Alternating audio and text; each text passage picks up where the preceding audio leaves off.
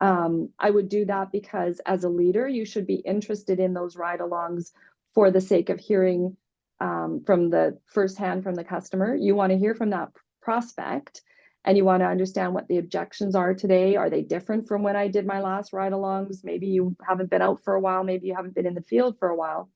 You do want to do these and you do want to do them regularly, minimum once or twice a year with each rep. That's hard to do, but man, it puts you back in the field with the customer. It puts you in front of what's going on right in the marketplace. So I think it's a critical thing that you should do. I don't think you should make it about a performance review. And I don't think you should make it as part of your casual check-in. I think it should be more casual, not formal.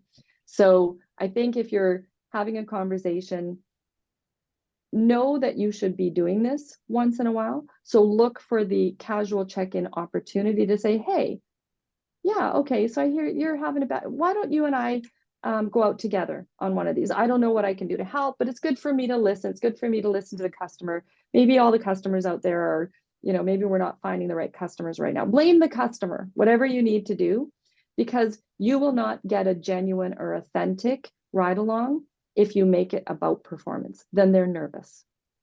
So make it about helping and being supportive.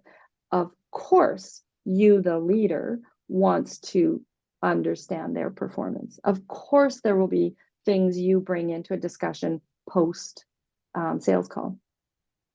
Does that make sense, Stace? Is that sort of? Absolutely. One last question. Yeah. So if I was a new accidental sales leader and I'm taking over this sales team and I see that none of these tips are in place, so they don't have a regular cadence for sales meetings or touch points, would you recommend doing a bit of a reset with that team and lay this out, saying these are the things I'd like to implement and here's why? Or would you roll it out incrementally?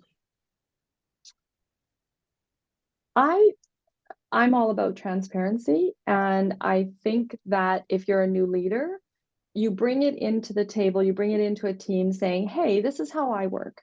I like to do things this way. And there's a reason for it. There's always method to the madness. There's a reason. And I have found this to be super effective elsewhere. If you guys are okay, I'd like to implement these processes.